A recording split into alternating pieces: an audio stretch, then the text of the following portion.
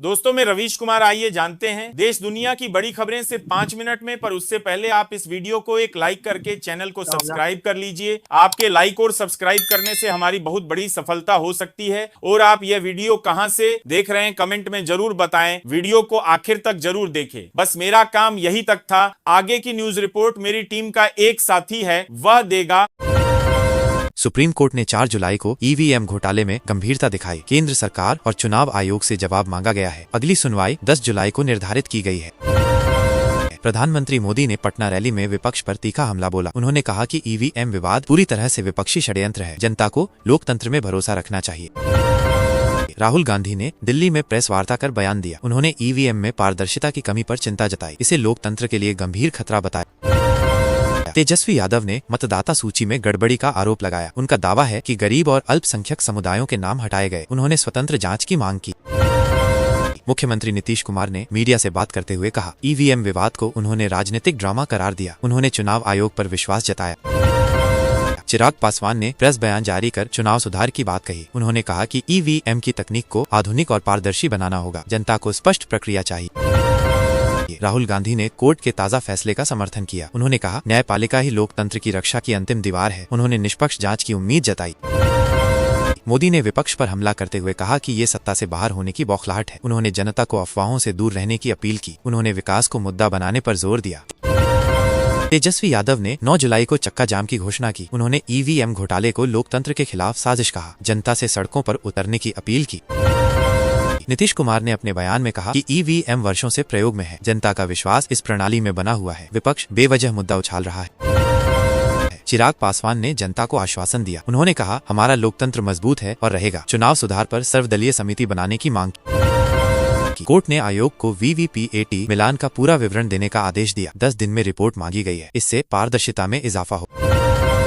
राहुल गांधी ने गुजरात और बिहार दोनों राज्यों में ईवीएम की स्वतंत्र जांच की मांग की। उन्होंने कहा कि चुनाव लोकतंत्र की आत्मा है। जनता को भरोसे की जरूरत है। मोदी ने कोर्ट के फैसले पर कहा, न्यायपालिका की प्रक्रिया का हम सम्मान करते हैं। उन्होंने कहा कि सरकार सहयोग करेगी। साथ ही विपक्ष से भी संयम की अपील की। तेजस्वी यादव ने कहा कि नीतीश मोदी गठजोड़ गरीबों के खिलाफ काम कर रहा है। ईवीएम के जरिए उनकी आवाज दबाई जा रही है। जनता बदलाव चाहती है। नीतीश कुमार ने कोर्ट के आदेश को लोकतंत्र के लिए आवश्यक बताया। उन्होंने कहा कि निर्णय का पालन सभी को करना होगा। उन्होंने चुनाव प्रणाली में विश्वास दोहराया। चिराग पासवान ने राहुल गांधी पर निशाना साधा। उन्होंने कहा कि इमरजेंसी पर कांग्रेस आज भी माफी नहीं मांग रही। लोकतंत्र की बात करने वालों को आत्मचिंतन करना चाहिए। मोदी ने ट्वीट में विपक्ष पर लोकतंत्र को बदनाम करने का आरोप लगाया। उन्होंने कहा कि चुनाव प्रणाली को बदनाम करना राष्ट्रहित में नहीं, देश को विकास पर ध्यान देना चाहिए। राहुल गांधी ने स्वतंत्र ऑडिट की मांग दोहराई। उन्होंने ईवीएम छेड़छाड़ की संभावनाओं को नजरअंदाज न करने की बात कही। इस मुद्दे पर विपक्ष एकजुट है। तेजस्वी यादव ने कोर्ट की टिप्पणी का स्वागत किया। उन्होंने कहा कि अब ईवीएम विवाद हवा में नहीं है। सरकार को जवाब देना ही होगा। नीतीश कुमार ने पटना हाईकोर्ट के आदेश को लोकतंत्र की जीत बताया। उन्होंने राजनीतिक दलों से संयम बरतने की अपील की। आयोग पर सवाल उठाना खतरनाक है। चिराग पासवान ने जनता से आंदोलन में भागीदारी की अपील की। उन्होंने कहा कि ईवीएम सुधार राष्ट्रहित में है। सभी दल मिलकर चुनाव प्रणाली सुधारें। मोदी ने चुनावी रैली में आतंकवाद और चुनावी गड़बड़ी को जोड़ा। उन्होंने आरोप लगाया कि कुछ दल आतंकी फंडिंग से जुड़े हैं। विपक्ष ने इस बयान की निंदा की। राहुल गांधी ने कोर्ट को चिट्ठी में बताया कि लोकतंत्र खतरे में है। उन्होंने ईवीएम की वैधता पर सवाल उठाए। उन्होंने बैलेट पेपर की वापसी का सुझाव भी दिया। तेजस्वी यादव ने ईवीएम में जातीय भेदभाव का आरोप लगाया। उन्होंने कहा कि विशेष वर्गों के वोट रहस्यमय ढंग से गायब हैं। जांच जरूरी है। नीतीश कुमार ने चुनाव आयोग की निष्पक्षता की रक्षा की। उन्होंने कहा कि संस्थाओं को कमजोर न किया जाए, जनता को भटकाया न जाए। चिराग पासवान ने सीएम पद के लिए खुलकर दावा किया। उन्होंने कहा कि युवाओं को नेतृत्व में आना चाहिए। ईवीएम पर संदेह अलग विषय है। मोदी ने 2 रैलियों में ईवीएम पर हमला करने वालों को देशद्रोही कहा। उन्होंने इसे राष्ट्रीय सुरक्षा से जोड़ दिया। विपक्ष ने इस भाषा पर ऐतराज जताया। राहुल गांधी ने फेसबुक लाइव में कोर्ट को चिट्ठी भेजने की बात सार्वजनिक की। उन्होंने जनता से जागरूक होने की अपील की। उन्होंने कहा कि अब चुप रहना गुनाह है।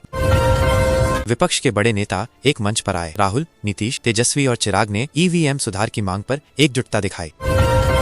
बीपीएससी ने लोअर डिवीजन क्लर्क के 26 पदों की भर्ती शुरू की। 12वीं पास आवेदन कर सकते हैं। आवेदन की अंतिम तिथि 29 जुलाई है। बिहार सरकार ने वृद्ध, विधवा और दिव्यांग पेंशन 400 रुपए से 1100 रुपए कर दी। करीब 50 लाख लोगों को लाभ मिलेगा। कृषि विभाग ने 50% अनुदान पर थ्रेसिंग फ्लोर योजना शुरू की। किसानों को 50,000 रुपए तक का लाभ मिलेगा। मुख्यमंत्री नीतीश कुमार ने दावा किया 5 लाख युवाओं को सरकारी नौकरी मिली, सबसे ज्यादा शिक्षक और पुलिस बल में भर्ती। बीएसएससी ने कृषि विभाग के लिए 201 फील्ड असिस्टेंट पदों की परीक्षा 11 जुलाई को घोषित की। OMR आधारित परीक्षा होगी। बिहार में मत्स्य पालन योजना के तहत 70% सब्सिडी पर मछली पालन उपकरण वितरित किए जा रहे हैं। 31 अगस्त अंतिम तिथि। बिहार गन्ना विभाग ने गन्ना मशीनीकरण योजना शुरू की। पहले दिन 900 से अधिक किसानों ने आवेदन किया। PDS सिस्टम को दुरुस्त करने के लिए नई निगरानी योजना लागू की गई। डीलरों पर GPS ट्रैकिंग से निगरानी होगी।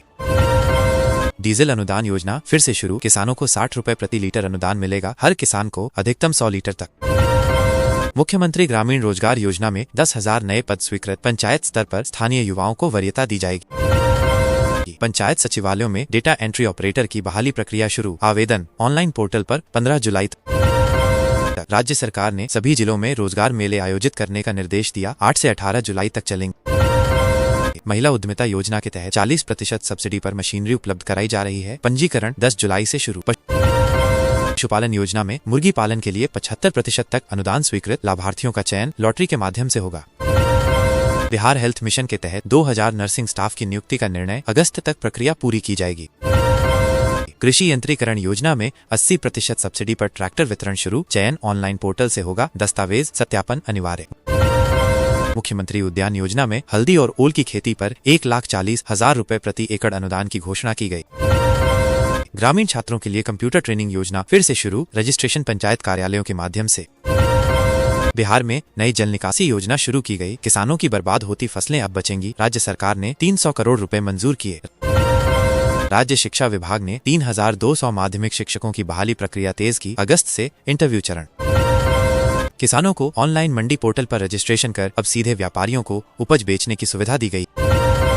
कृषि विशेषज्ञों की नई टीम बनाई गई जो गांवों में जाकर जैविक खेती पर ट्रेनिंग देगी। पंचायतों में कंप्यूटर ऑपरेटर के 1000 नए पदों की घोषणा हुई। अनुबंध आधारित नियुक्ति होगी। युवाओं को स्वरोजगार के लिए 5 लाख रुपए तक बिना गारंटी लोन की योजना दोबारा लागू की गई है।